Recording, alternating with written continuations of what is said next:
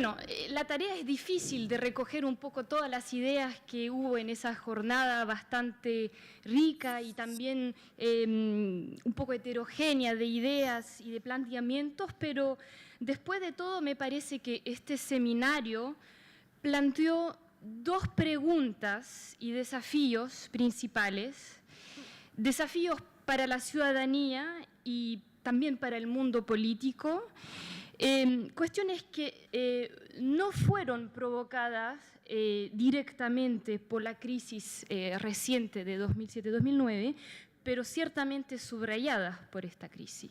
Subrayada porque, como se demostró, la gobernanza global ha sido de alguna forma incapaz de tratar estas preguntas. ¿Cuáles son? La primera es el tema de la inclusión social a nivel global. La pregunta realmente es cómo hacer que la cuestión social, que cada vez más se impone de facto, no de jure, de facto, como la cuestión central y transversal detrás del mapa de la conflictividad internacional, de las migraciones internacionales, etcétera, cómo hacer para que esta cuestión social se inscriba plenamente en la agenda global, en la agenda de las instituciones internacionales y a través de qué mecanismo. Yo creo que ese es el primer desafío, cómo hacer que vivir sin hambre, tener acceso a la salud, tener acceso a la educación, lo que ha sido recogido a través del concepto de seguridad humana, sea efectivamente tratado por las instituciones internacionales. Hemos hablado un poco de la gobernanza del comercio internacional con esa idea efectivamente inicial según la cual el comercio podía llevar a la paz. Yo creo que más bien es el bienestar de los pueblos que lleva a la paz. Y si bien es cierto que cada vez más foros empresariales acompañan a las grandes cumbres intergubernamentales, hablamos del foro empresarial del Mercosur, pero noten que cada evento intergubernamental hoy en día convoca un foro empresarial, entonces son actores que cada vez más, si se canalizan sus peticiones, no hay al lado de eso otras instancias que permitan recuperar la voz de las sociedades civiles. Entonces, esa es la primera pregunta. La segunda es cuál debe ser el papel de los poderes emergentes. La difusión del poder que reclaman los poderes emergentes, que de alguna forma siempre se vincula con la democratización del orden internacional. ¿Cuál es su objetivo? Está bien, quieren entrar y algunas veces han sido aceptados para participar en la mesa como en el G20, aunque sea para tomar el tecito, pero bueno, están ¿para hacer qué? ¿Para decir qué? ¿Para defender qué proyecto? Cuando planteo esas dos preguntas, en realidad creo que las dos están íntimamente ligadas la una a la otra. ¿Por qué? Porque las potencias emergentes, por su experiencia, por su historia, por sus logros, que fueron destacados tanto por Marco Aurelio esta mañana como por el ministro Tomada, se pensaba o se sigue pensando que tienen una mayor sensibilidad social, mayor sensibilidad para entender las problemáticas de los países en desarrollo. Y quiero decir algo, el G20 no es solo el club de los ricos o de los nuevos ricos, es también el club de los que agrupa a la mayor cantidad de pobres. China, Indonesia, Turquía, África del Sur, México, Brasil, son también demográficamente países tremendos donde hay niveles de pobreza muy grandes. Por lo tanto, el G20 también es el club de los pobres de alguna forma. Por lo tanto, creo sí que hay un vínculo muy fuerte entre cómo pensar la inclusión social y cuál debe ser el papel de los países emergentes en la transformación, en la renovación de la gobernanza global. ¿Cuál podría ser un poco el balance, retomando un poco de lo que se ha dicho, de esos primeros años iniciales? Es difícil hacer un juicio definitivo sobre su papel en un momento en que apenas están abriendo la puerta de esos clubes. Uno puede ver siempre el vaso medio lleno, medio vacío. Para no caer en el pesimismo total, voy a empezar un poco con las cosas que me parecen destacables y positivas. A ver, y en particular enfocando sobre nuestros países, que en este caso son Brasil y Argentina. Sí, Brasil es un país que invierte cada vez más en cooperación sur-sur, y eso es algo notable que está cambiando la visión de la ayuda al desarrollo. Cuando estoy hablando de cooperación sur-sur, no estoy hablando de intercambios económicos comerciales, sino estoy hablando de esos intercambios de experiencia, de políticas públicas, que a través de la agencia, en particular ABC, la Agencia de Cooperación Brasileira, sí se está implementando en África, en el Medio Oriente, en varios países de América Latina y América Central en particular. En el aspecto político, y está vinculado con el primer tema, rescato el reconocimiento del Estado palestino, que ha sido mencionado anteriormente. Sobre todo en un momento en que la cuestión palestina había sido completamente desplazada en la agenda internacional por las llamadas primaveras árabes. Y creo que sí fue una movida no menor, sobre todo que fue acompañada en el caso de Brasil de importantes contribuciones financieras, por ejemplo a la agencia de la UNRWA, que es la agencia que ayuda en servicios sociales a los refugiados palestinos, y instituciones de las cuales las potencias occidentales, al contrario, se están cada vez más retirando.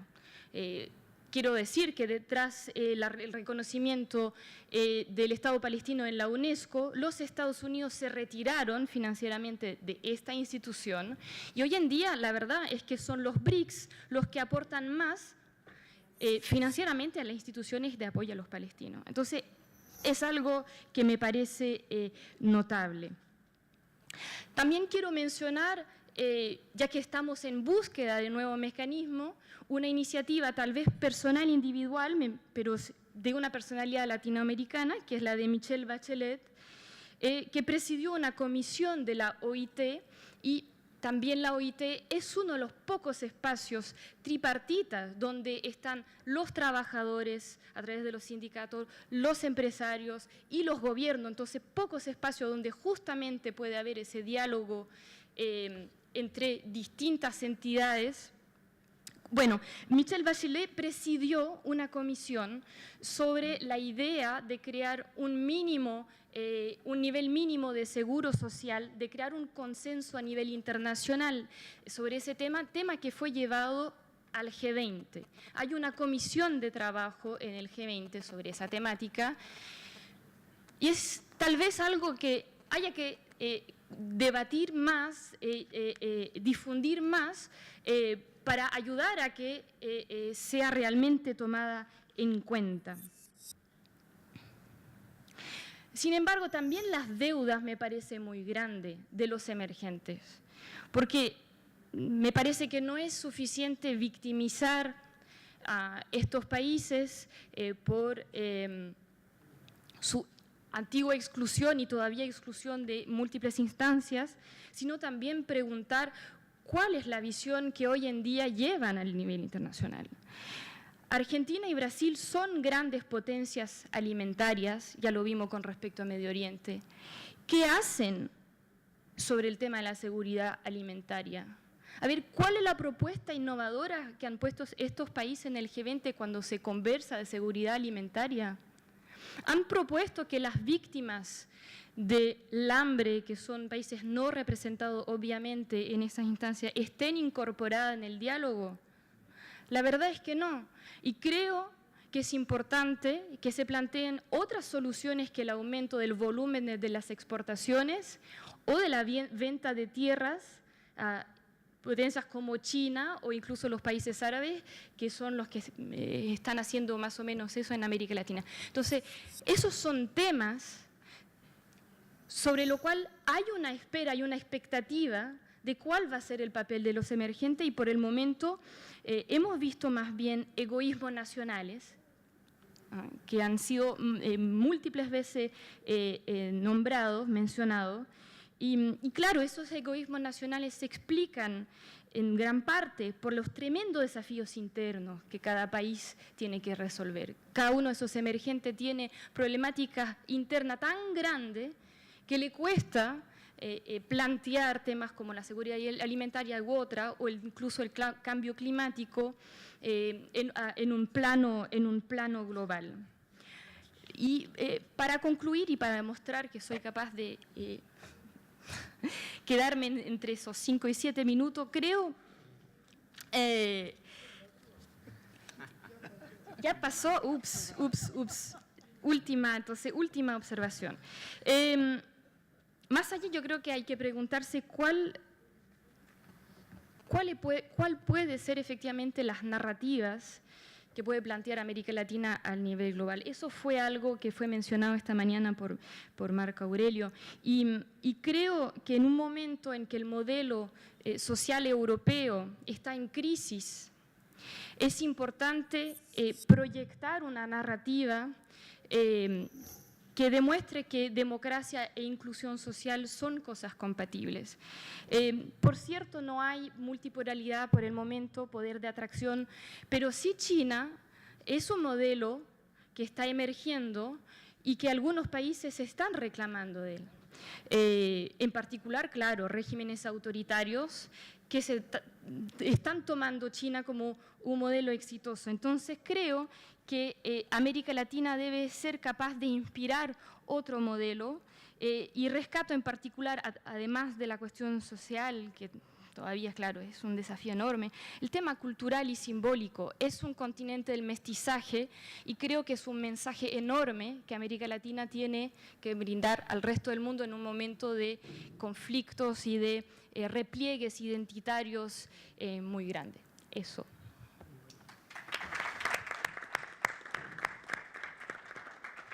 Muchas gracias, Cecilia, y felicitaciones por la capacidad de síntesis en escasos minutos, ideas tan importantes como las que se han dicho hoy. Vamos a confiar en que los otros jóvenes de la mesa van a tener la misma longitud de exposición y la misma capacidad de síntesis. Nicolás Comini, por favor.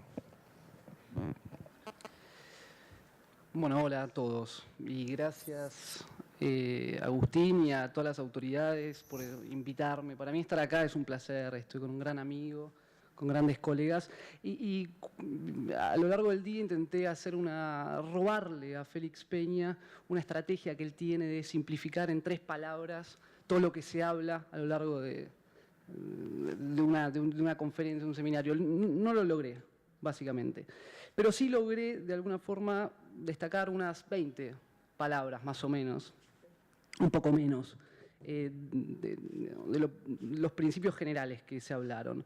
Por un lado, lo que nos damos cuenta es que claramente, como nunca, ha pasado, las crisis nunca son unidimensionales, nunca son monocausales, y entre las múltiples dimensiones que nosotros fuimos viendo a lo largo de los diferentes paneles, hay una serie de dimensiones que pueden ser variables, procesos, adjetivos, que yo de alguna forma los traté de resumir en palabras que resaltaron todo el tiempo, que vivimos hoy, en esta crisis que nos convoca.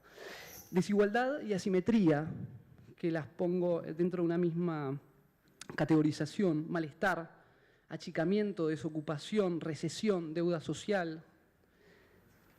3 palabras que para mí están absolutamente relacionadas y que se ha visto hoy que están totalmente relacionadas: pobreza, humillación y guerra. Educación, apolaridad, como plantea el profesor Badí, el sálvese quien pueda, unilateralismo, egoísmo. Hay un proceso que mencionó Félix Peña, un evento, mejor dicho, que pasó hace poco, y es lo de Bangladesh. Y yo traté de buscarle un adjetivo a lo que pasó en Bangladesh, y lo más cercano que se me ocurrió fue hipocresía. Otro de los procesos, digamos, tenemos esas palabras que emergen del análisis de las múltiples dimensiones que tiene la crisis hoy.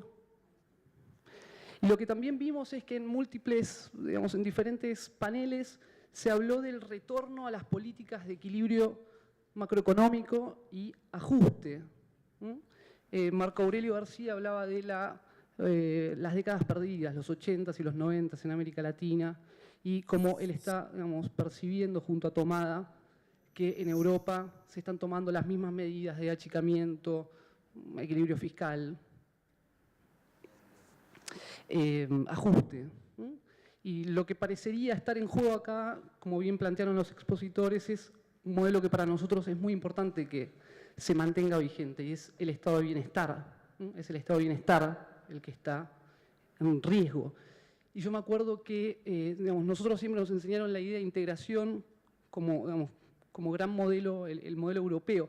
Y nunca me voy a olvidar, y acá está el embajador Tachetti, que tuve digamos, él era viceministro y yo era un simple colaborador del Ministerio de Defensa, y tuvimos una reunión del Comperseg en la Cancillería, y él planteó, a nosotros le dijo usted a los chilenos, y es una frase que yo uso todo el tiempo, increíble que esté usted acá, y es, en Europa, usted venía de Italia, nos dicen que nosotros hablamos mucho de integración y para pasar de Argentina a Chile es más difícil que pasar de, no sé, de Israel a Palestina, casi, ¿no? Y el último punto que yo rescato de la serie de alguna forma de alternativas que se dan en este diagnóstico un poco, tal vez, ¿cómo podríamos definirlo? Pesimista, emergen un montón de alternativas que me parece que son absolutamente rescatables y optimistas. La idea de la solidaridad que marcan la mayoría de los expositores, la transformación del sistema capitalista a partir del desarrollo nacional, la doctora Ramos, la heterodoxia, el bienestar social, la integración, el empleo, el salario mínimo, la infraestructura, la educación, el tercerismo, diría Pepe, la necesidad de las tres I que plantea el doctor Badí.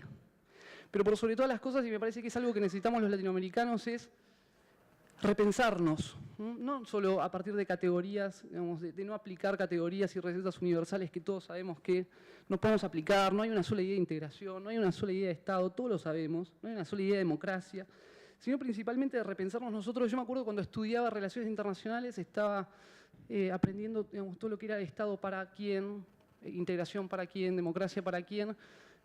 Un amigo mío que estudiaba arquitectura me dice, pero ¿qué es, digamos, el Estado de Argentina? Digamos, ¿qué es Argentina, no?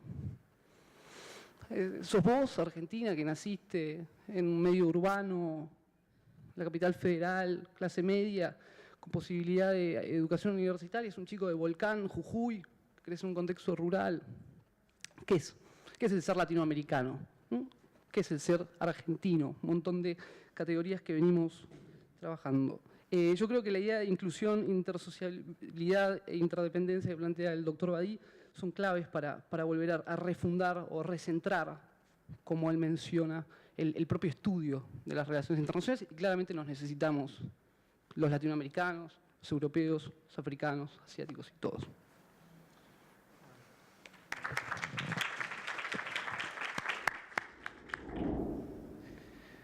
Bueno, muchas gracias por la invitación, es un placer estar acá. Gracias a todos ustedes por quedarse y escucharnos delirar un poco. Nos pidieron que resumamos la jornada del día de hoy.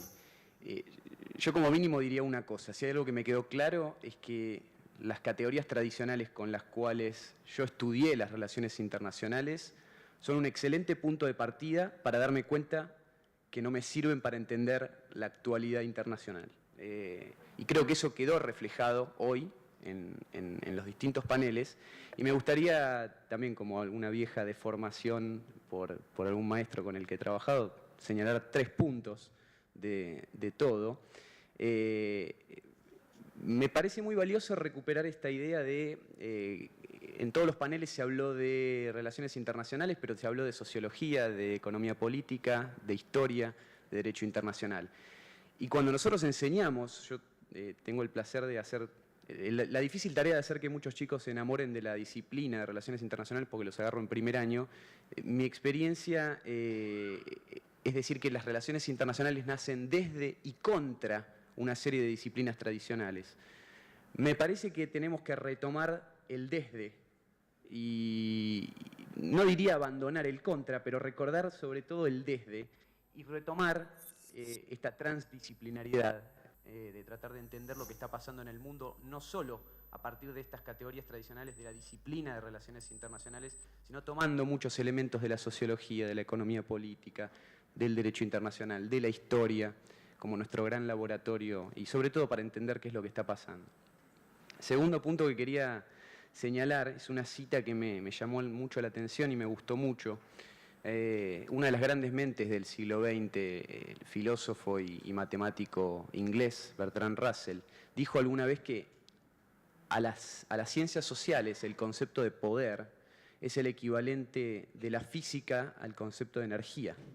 Y hoy está muy de moda entre los físicos esto de la energía oscura, que aparentemente cubre nada menos que el 70% del universo donde vivimos. Y sin ningún tipo de tapujos, ellos reconocen que no tienen la más mínima idea de la naturaleza de esta energía. Entonces digo, ¿por qué nos vamos a sonrojar nosotros, los internacionalistas o los cientistas sociales de este mundo, si tal vez reconocemos que no entendemos muy bien qué es el poder? ¿Quién tiene el poder? ¿Cuáles son las fuentes de poder? Y sobre todo, el poder como relación y esto del poder estructural.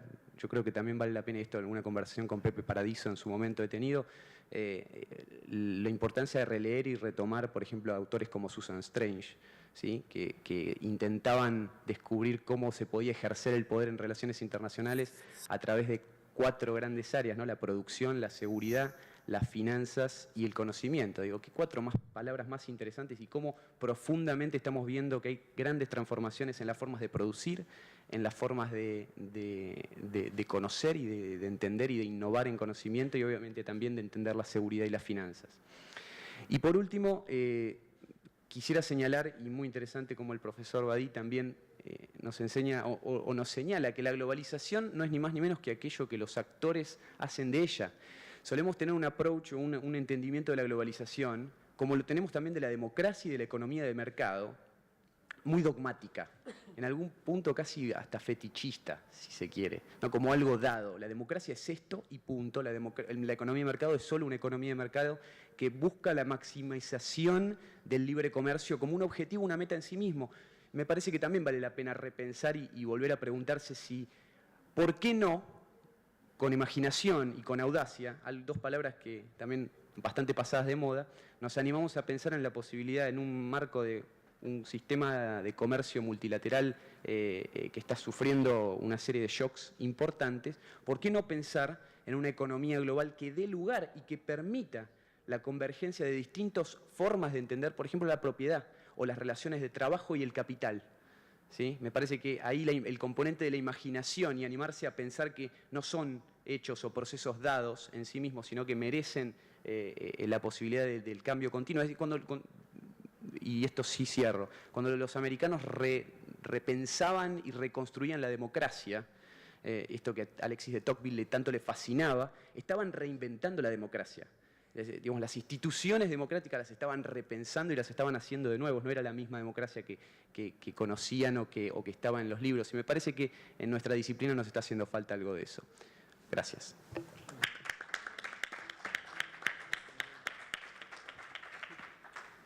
Gracias, Norberto. Y 2 cosas nada más. Cuando Norberto hablaba de algunas categorías, cómo se leen y que necesitan otra aproximación y otra comprensión, no solo tienen 30 años menos que nosotros, Félix, sino que tienen una lectura de la realidad. Lo mismo para lo que decía Nicolás de qué ser argentino y qué ser latinoamericano, que las cosas son bastante más dinámicas y más dialécticas, afortunadamente, como lo ven ustedes. La segunda cosa es que, también dijo Norberto, gracias para los que se quedaron, aunque somos pocos y algunos del mediodía que se quedaron no tuvieron que comprar el libro, sino que el rector se los regaló, les quiero decir de que el mes próximo, una vez que se haya producido la desgrabación, la traducción, la impresión y todo, vamos a circularizar las conclusiones de estas exposiciones. Y a continuación, y la última sub 60 va a ser sub 40, sub 35. Son las denominaciones de los seleccionados juveniles argentinos. Pero bueno, acá tenemos una mesa de jóvenes y hay 2 señores mayores, pero le damos a la dama que va a cerrar la parte de los posgraduados. Elodie, por favor, de 7 minutos. Bueno, gracias. Yo ya hablé mucho, demasiado, entonces voy a intentar ser más concisa esta vez. 3 comentarios. Primero, la evolución del sistema internacional. Quisiera subrayar una tensión desde una perspectiva latinoamericana. Por un lado, no se nota la emergencia de un bloque cohesivo, coherente, entre los países de la región, ni siquiera para tomar posiciones a nivel global. Pero por otro lado, se nota también la necesidad de que haya más cohesión entre ellos para aumentar su peso internacional. Si tomamos el ejemplo de China, si Brasil y Argentina logran asociarse, entonces podrían negociar mucho mejor. Y sabemos que en la cuestión del soya podrían tener un peso juntos frente a China. Eso es un ejemplo concreto. Segundo comentario sobre la interdependencia. A pesar del poder que concentra el Consejo de Seguridad de Naciones Unidas, hoy eso no basta para dar legitimidad a la resolución de un conflicto. Y entonces, desde Europa, pero también desde aquí, nos tenemos que acostumbrar a que las posiciones de un Brasil, Argentina, Venezuela, incluso Bolivia, puedan afectar la legitimidad y la credibilidad de las resoluciones que la comunidad internacional pueda aportar a conflictos, a pesar de que sean lejanos de aquí. Tercer y último comentario sobre la postura europea frente a lo que está pasando en América Latina y su emergencia a nivel global. Yo concordo totalmente con los comentarios del profesor Badi de esta mañana, que donde uno intenta destacar oportunidades, en Europa solo ven amenazas. Por ejemplo, me parece increíble que un país como Francia y Brasil no logren un diálogo un poco más fructífero sobre algunas temáticas multilaterales cuando tienen tantas cosas en común. Pero a pesar de esto, ese mensaje todavía no alcanza a las autoridades francesas. Entonces, creo que las diplomacias de América Latina todavía tienen un gran trabajo de seducción hacia sus socios europeos para convencerles de su emergencia y de su emergencia positiva para el sistema internacional. Muchas gracias. No sé si voy a hacer preguntas o voy a provocar. No sé, ustedes verán si lo mío sirve para seguir conversando o no. Pero voy a tratar de provocarlos, de ver si podemos de esa manera todavía enriquecer más el debate. Y como ustedes me provocaron, yo los voy a provocar en torno a 3 palabras que fui registrando de lo de esta tarde y esta mañana y sobre todo de lo que ustedes plantearon ahora. Son 3 palabras que de alguna manera vienen de la presentación o de las 2 presentaciones que hizo Bertrand Badi a la mañana, ¿no? La primera es la palabra desorientación. Tengo la sensación de que estamos observando en todas partes, pero quizás sobre todo en Europa, mucha gente desorientada. Mucha gente desorientada. Probablemente fue un joven ilustre que acaba de morir a los 95 años, que fue Stefan Hessel, quien entendió mejor el fenómeno de la desorientación cuando plantea la idea indignaos. Y el último manifiesto de él, que debe estar saliendo en estos días en Madrid, creo que se llama algo así como no os rindáis. Es decir, indignados, pero luego ¿qué? Sigue.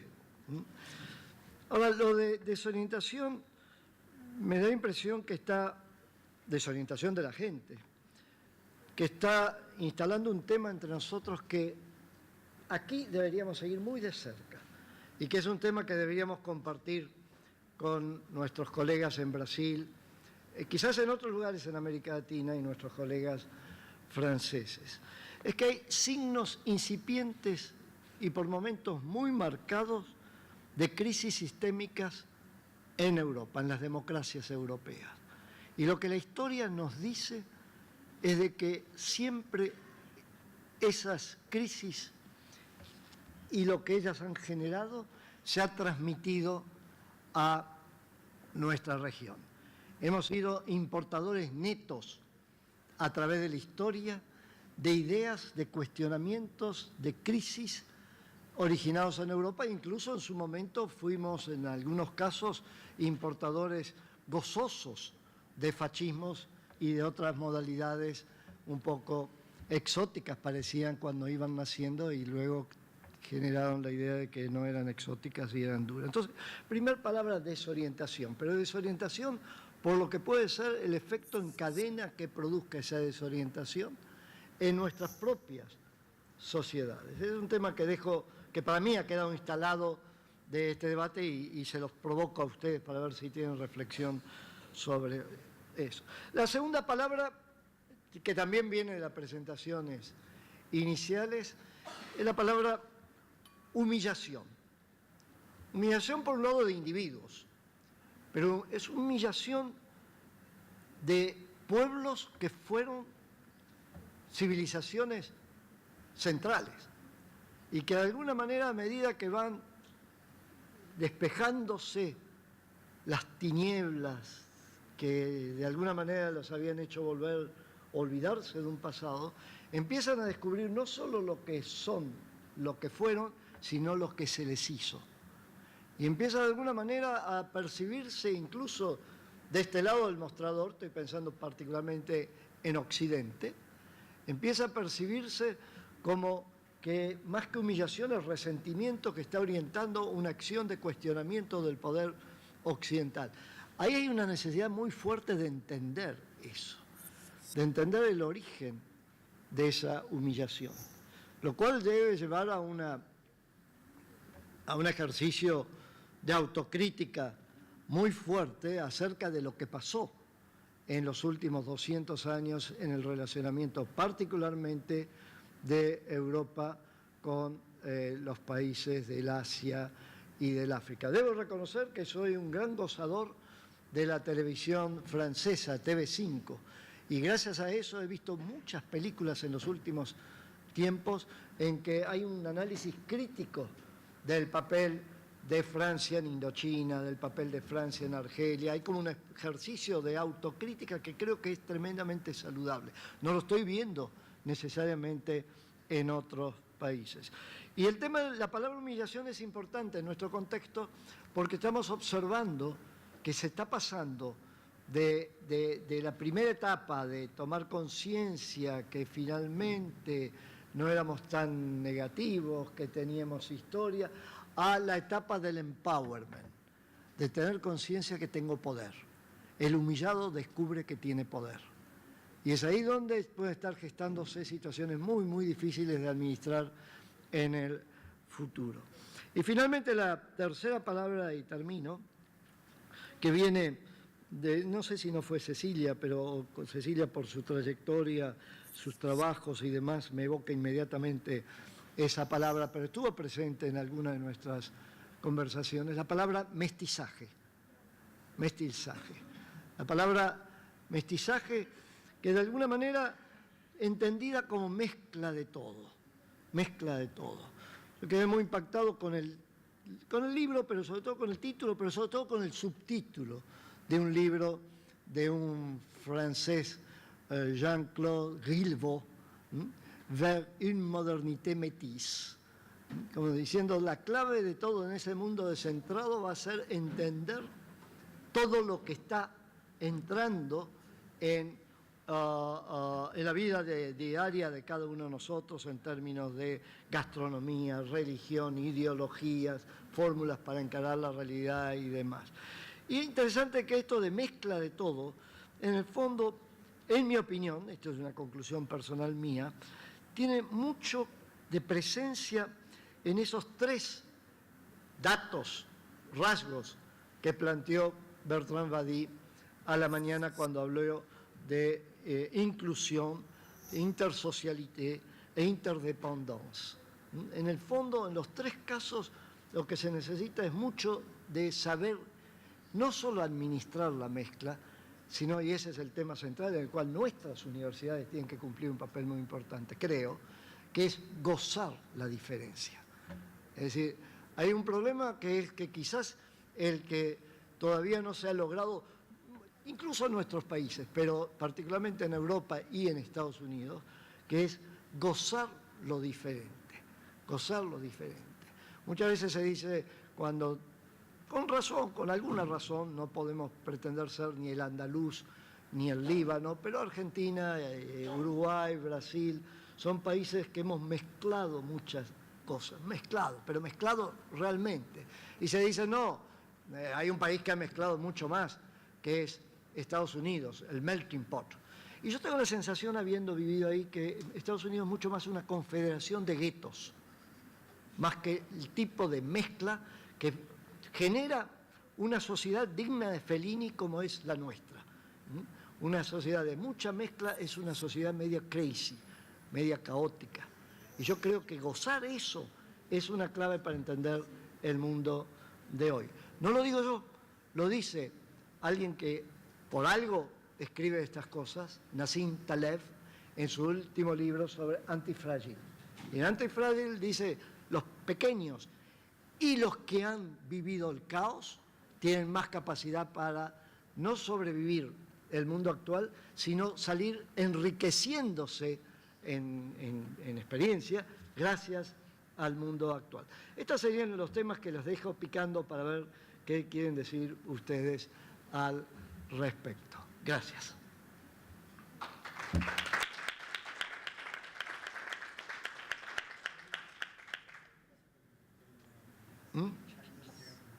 O puede haber preguntas también de la sala. Quería hacer un comentario. Ya dijo hoy bien el rector Josami que no se puede disentir con el profesor Badi, pero quería matizar un comentario que él hizo. Cuando habló de las dificultades de la gobernanza, mencionó la disyuntiva temporal, la disyuntiva entre el corto plazo y el largo plazo. En lo que respecta a Europa, yo quisiera agregar la disyuntiva territorial. En este momento en Europa están afectados países que incluyen números más, números menos, 130 millones de personas, o sea, es mucha gente. Sin embargo, esta crisis, que ya es una crisis global europea, no es percibida como crisis global. En Alemania se siente que es un problema de los que trabajan poco y que ellos alemanes están trabajando mucho y que entonces toda esta política de restricciones, de ajuste, es bienvenida en Alemania. Y los líderes europeos, como sabemos bien, deben ser líderes europeos, pero son elegidos por sus nacionales. En Alemania hay elecciones a fin de este año y son los alemanes los que la votan a la Merkel o votan al SPD. De manera que ella alienta estas políticas cíclicas que agravan la crisis justamente porque está buscando los votos. Acá se mezclan lo temporal con lo territorial, porque como es el corto plazo, creo que son en octubre las elecciones, ella tiene que decidir sobre la base de lo que quieren los ciudadanos alemanes, siendo que la crisis en realidad es mucho más global. Me gustaría quizá algún comentario del profesor Badi sobre esto. Gracias.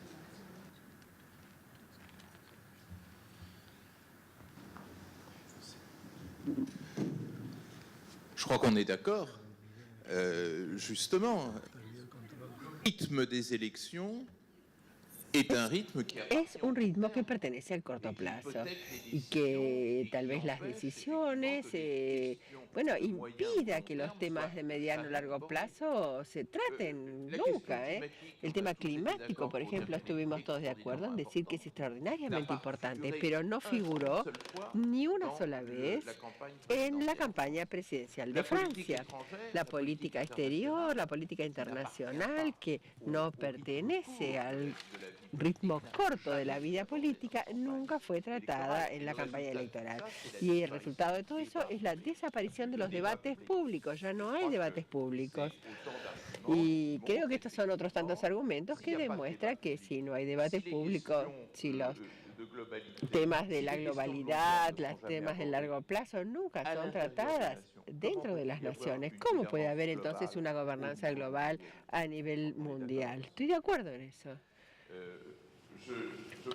No puedo dejar de saludar el comentario de Félix Peña, que citó a Jean-Claude Tilgau, y yo quiero citar a otro escritor, Emmanuel Kant, que dijo la mejor frase del mundo, la más bella. ¿Qué es el respeto? Es valorizar al otro, sobre todo cuando es muy diferente de uno. Creo que Kant es el primer filósofo de la globalización, porque, y esto va en el sentido de lo que dijiste, Peña, y estoy totalmente de acuerdo.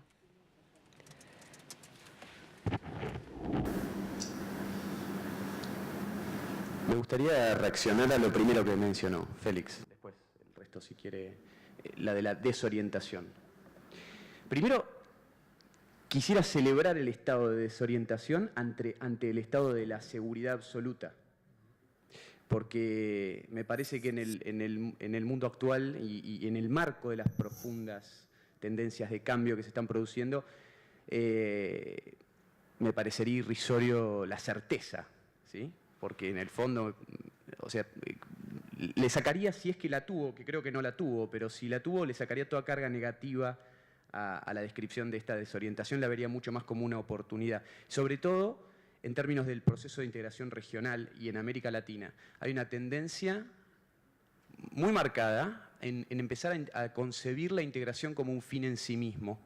Y nos olvidamos que la integración, desde sus orígenes, más allá de que después sus manifestaciones hayan sido muy distintas la una con respecto a otra en distintos periodos históricos, todas tienen en común que es una respuesta ante los desafíos de la globalización. O sea, es un medio para y no un fin en sí mismo. Y ahí me parece que también nos invita a revisar un poco a la concepción, en algunos casos, a mi humilde criterio, muy vanagloriándonos de ciertos logros del proceso de integración latinoamericano, cuando me parece que también deberíamos estar viendo cómo se están moviendo, sobre todo en términos del patrón de integración al mundo, y cómo América Latina en ese sentido está viendo dos caminos bien marcados, y que si hasta uno quiere hacer geográficamente abusar e identificarlos entre dos modelos de inserción a la economía internacional, Pacífico y Atlántico, que claramente se contraponen, o por lo menos son bien distintos.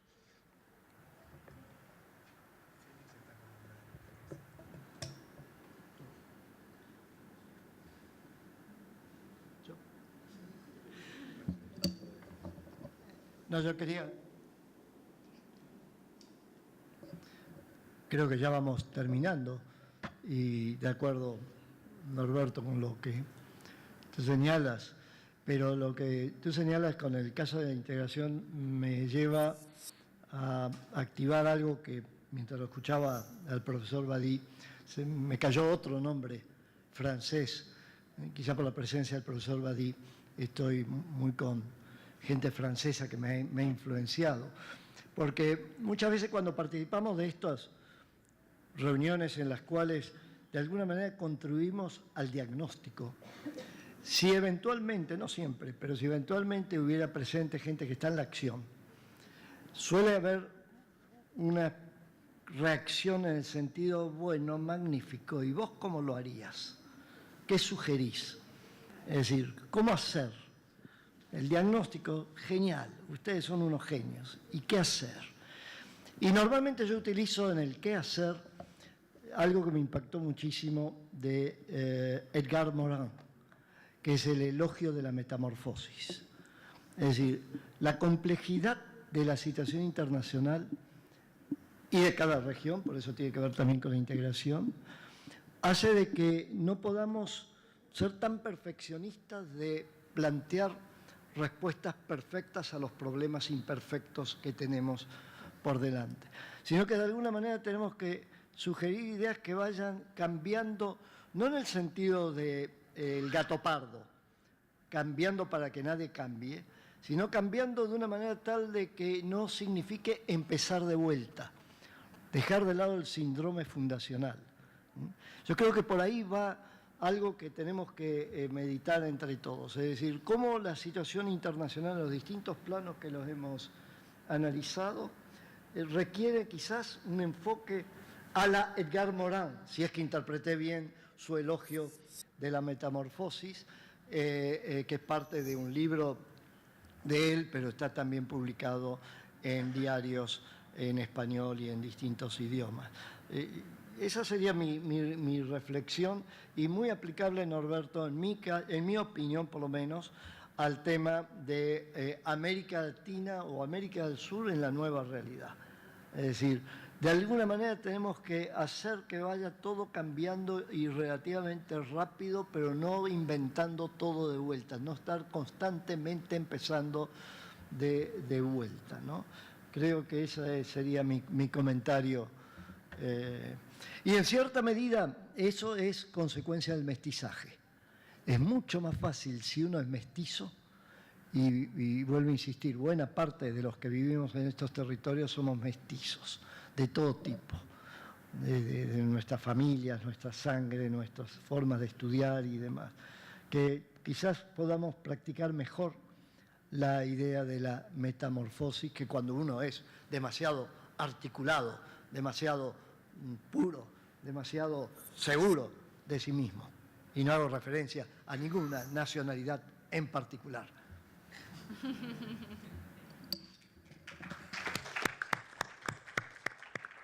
Gracias, Félix. Y con esto damos por terminada la jornada de hoy. Hay gente que ha viajado, que está cansada. Es mejor cumplir con el horario. Muchas gracias por todo y hasta mañana a las 10 horas.